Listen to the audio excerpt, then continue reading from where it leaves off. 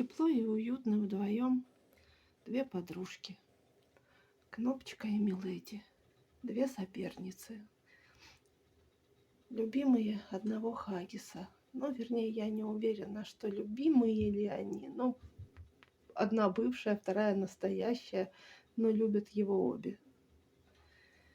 Наверное, потому что он помогал их выращивать, особенно Кнопочку. А теперь полюбил Миледи. Смотрят девчонки, как там медленно падает снежок за окошком.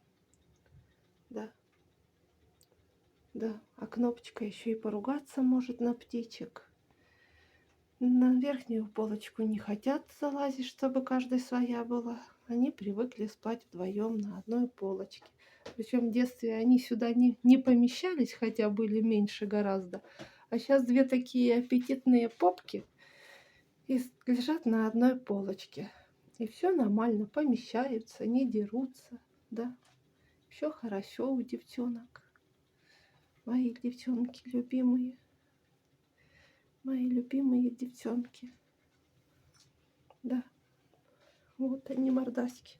А как же снять их мордашки-то, когда они туда смотрят? Даже не знаю как.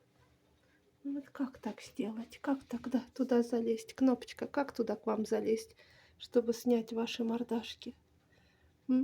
Так, Кнопочкина мордашка. Миледина, рыжемордусь. Да, а вот так видно вас будет?